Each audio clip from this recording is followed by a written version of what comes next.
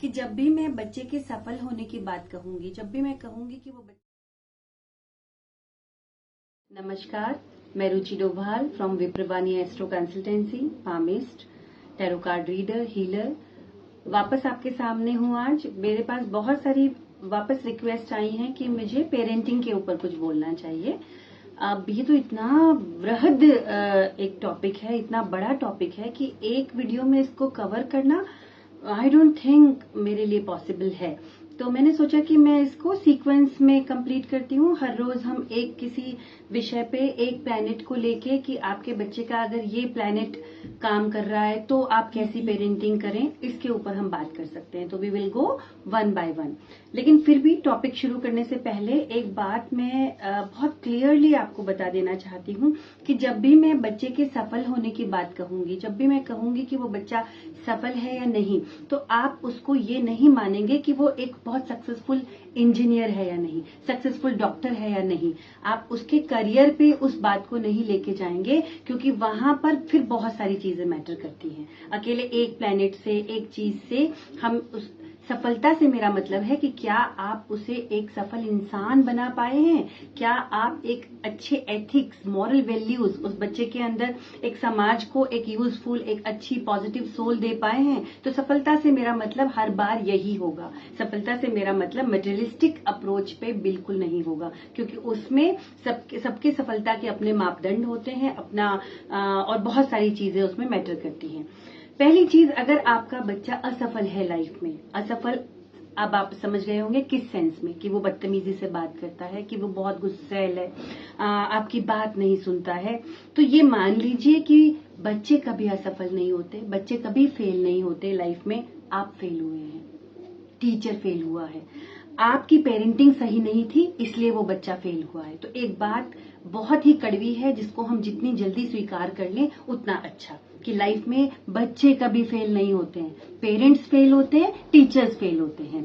अगर आपका बच्चा चिल्लाकर बात करता है तो सबसे पहले चेक करिए कि आपके घर में कौन चिल्लाकर बात करता है। जिन घरों में सब आहिस्ता से, तहजीब से बात करते हैं, वहां बच्चे 99.9% सॉफ्ट स्पोकन ही होते हैं। वो आपकी मिरर इमेज है, कहीं आपसे गलती हुई है तो रिफ्लेक्शन आपका सामने खड़ा हुआ है और अब आपको बहुत बुरा लग रहा है।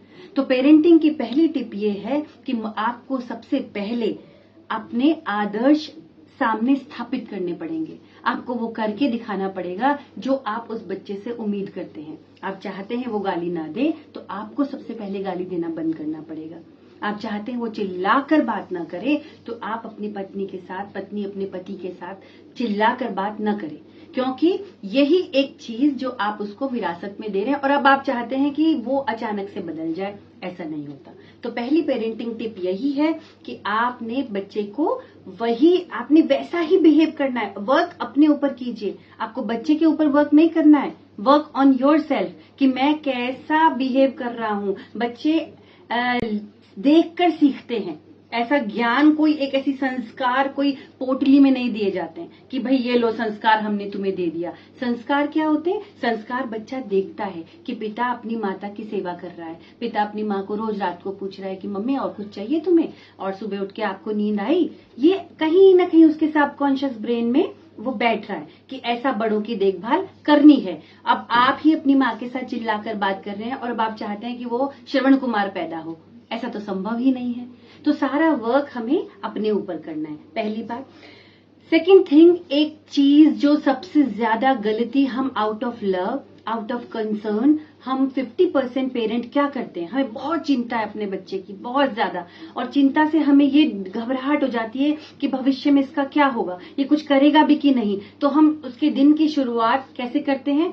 इसका कुछ नहीं होगा, ये बर्बाद हो जाएगा, जैसे इसके लक्षण है ना, मुझे नहीं लगता ये कुछ बन पाएगा। आपको नहीं लगता कि आप क्या कर रहे हैं? ये रोज सुबह उठ के आप उसको श्राप दे रहे हैं कि तेरा कुछ नहीं होगा, तू कुछ नहीं कर सकता, तू नालायक ही पैदा हुआ है। 100 बार आपने उसके सबकॉन्शियस ब्रेन में ये बात भर दी है कि तुम कुछ नहीं कर सकते। अब तो कोई मिरेकल ही आपके बच्चे को बचा सकता है, क्योंकि एक पिता को, एक माता को ही विश्वास नहीं है पहली बात तो कि ये कुछ कर सकता है। आप उसके सबकॉन्शियस ब्रेन में साइड बाय, वो भले ही आपकी बात सुन रहा है या नहीं सुन रहा है, आप मेरी बात मान जाइए कि सबकॉन्शियस ब्रेन में सब रजिस्टर होता रहता है। तो उसके ब्रेन में रजिस्टर हो चुका है कि मैं कुछ नहीं कर सकता। तो सबसे पहले अब पहली चीज कि हमें पेरेंटिंग की पहली टिप मैंने आपको ये दी कि आपने अपना बिहेवियर सुधारना है। सेकंड ये कि उसको कोसना बंद कर दीजिए, प्लीज उसको कोसना बंद कर दीजिए। आप उसके अंदर विश्वास जगाइए, आप तो विश्वास जगाइए कि तुम सब कुछ कर सकते हो। उसको कम से कम एक पिता एक माता तो अपने पीछे खड़ी हुई दिखाई दे।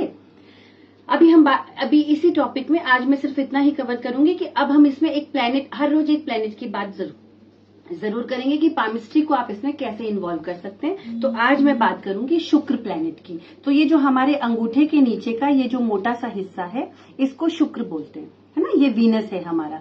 तो आप देखिए अपने बच्चे का हाथ, अगर ये वीनस उसका बहुत उभरा हुआ है, मोटा सा है, क्लीन चिकना है, इस पर कोई जाली कोई कट नहीं है, तो ये बच्चे होंगे जो बहुत ज्यादा, जिनको खूबसूरती से रहना पसंद होगा, अच्छे कपड़े पहनना, प्रेजेंटेबल रहना, अच्छा खाना खाना। मतलब आपको अब आप समझ जाइए कि अगर वो बार बार शीशा देखता है, बहुत अच्छा खूबसूरत रहना चाहता है, तो उसको मत टोकिए, उसके पीछे मत पड़िए कि तुम हमेशा ये क्या सजने संवरने में लगे रहते हो। ये उसका बेसिक नेचर है, उसको प्रेजेंटेबल रहना अच्छा लगता है, उसको रहने दीजिए, बल्कि उसको एनकरेज कीजिए कि हाँ तुम बहुत सुंदर लग रही हो या लग रहे हो।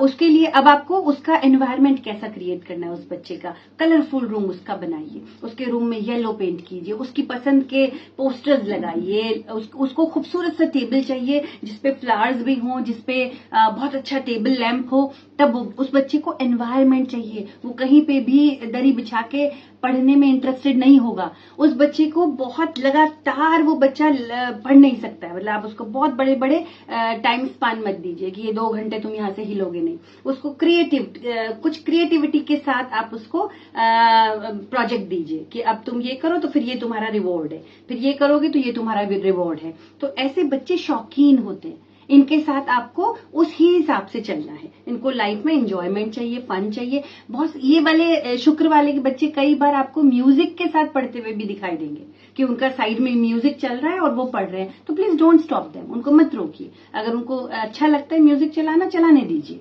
तो ये तो होगी प्लेनेट की बात, है ना। तो आज के वीडियो में हम इतना ही कवर करते हैं। कल मैं फिर एक और समस्या और एक और प्लेनेट के साथ आपके पास आती हूँ। नमस्कार।